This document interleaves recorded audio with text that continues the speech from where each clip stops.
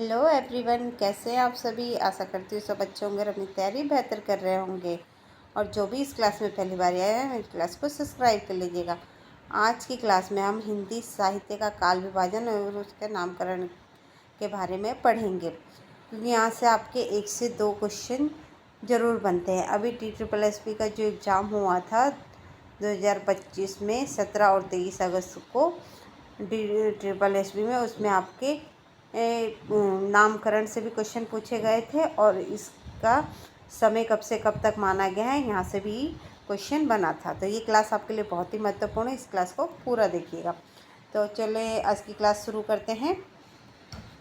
आचार्य रामचंद्र शुक्ल ने हिंदी साहित्य का आरंभ संवत 1050 से माना है। रामचंद्र शुक्ल ने हिंदी साहित्य का आरंभ कब से माना है? 1050 से माना है। हिंदी साहित्य के 900 वर्ष के इतिहास को 4 भागों में बांटते हुए आचार्य रामचंद्र शुक्ल ने उसका नामकरण किया है। हिंदी साहित्य के इतिहास को कितने भागों में बांटा है? तो 4 भागों में बांटा है और रामचंद्र शुक्ल ने इसका नामकरण किया है, जिसका विवरण निम्नलिखित है। तो सबसे पहले हिंदी साहित्य के इतिहास को आदिकाल कहा जाता है और इसे वीर गाथा काल के नाम से भी जाना जाता है। फिर इसके बाद है पूर्व मध्यकाल। पूर्व मध्यकाल को भक्ति काल भी कहा जाता है। इसके बाद उत्तर मध्यकाल, इसको रीति काल कहा जाता है। आधुनिक काल और इसे गद्य काल के नाम से भी जाना जाता है। आदिकाल, पूर्व मध्यकाल, उत्तर मध्यकाल और आधुनिक काल। अब इसका समय देख लेंगे कब से कब तक है।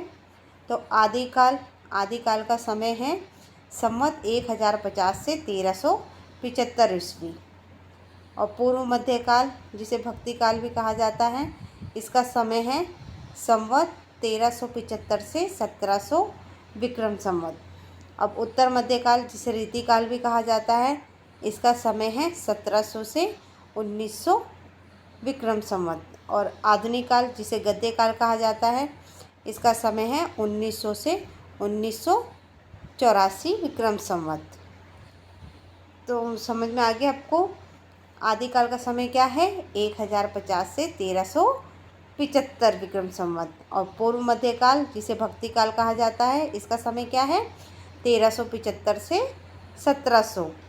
और उत्तर मध्यकाल, जिसे रीति काल भी कहा जाता है, उसका समय है 1700 से 1900। और आधुनिक काल, जिसे गद्य काल भी कहा जाता है, उसका समय है संवत 1900 से 1984। अगला देखेंगे। अब इसका नामकरण पढ़ेंगे कि किसने आदिकाल को क्या क्या नाम दिया है। हिंदी साहित्य के विभिन्न विद्वानों ने प्रारंभिक काल का भिन्न भिन्न नामों से वर्गीकरण किया है, जो इस प्रकार है। अभी जो विद्वान हैं, इन्होंने आदिकाल को अन्य अन्य नामों से विभाजित किया है। तो सबसे पहले देखते हैं ग्रियर्सन ने आदिकाल को क्या कहा है? चारण काल। ग्रियर्सन ने आदिकाल को क्या कहा है? चारण काल। मिश्र बंधु ने प्रारंभिक काल। मिश्र बंधु ने क्या कहा है? प्रारंभिक काल। डॉक्टर गणपति चंद्र गुप्त ने भी प्रारंभिक काल कहा है। और आचार्य रामचंद्र शुक्ल ने आदिकाल को वीर गाथा काल कहा है। आचार्य रामचंद्र शुक्ल ने क्या कहा है? आदिकाल को वीर गाथा काल।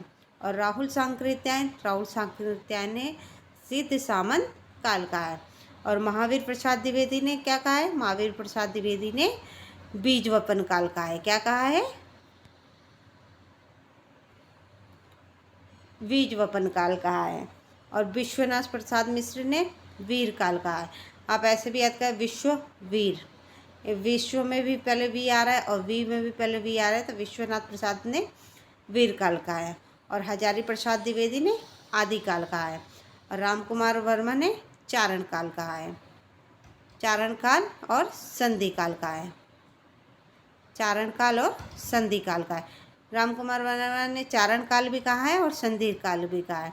और डॉक्टर ग्रियर्सन ने चारण काल कहा है। एक बार फिर देखेंगे। डॉक्टर ग्रियर्सन ने आदिकाल को क्या कहा है? चारण काल। मिश्र बंधु ने प्रारंभिक काल। डॉक्टर गणपति चंद्रगुप्त ने प्रारंभिक काल। आचार्य रामचंद्र शुक्ल ने वीर गाथा काल। राहुल सांकृत्यायन ने सिद्ध सामंत काल। महावीर प्रसाद द्विवेदी ने बीज वपन काल। विश्वनाथ प्रसाद मिश्र ने वीर काल। हजारी प्रसाद द्विवेदी ने आदि काल और डॉक्टर रामकुमार वर्मा ने चारण काल कहा है। अब क्लास सबको समझ में आई? डॉक्टर ग्रियर्सन ने क्या कहा है? चारण काल। मिश्र बंधु ने प्रारंभिक काल। डॉक्टर गणपति चंद्रगुप्त ने प्रारंभिक काल। आचार्य रामचंद्र शुक्ल ने वीरगाथा काल। राहुल सांकृत्यायन ने सिद्ध सामंत काल। महावीर प्रसाद द्विवेदी ने बीज वपन काल। विश्वनाथ प्रसाद मिश्र ने वीर काल।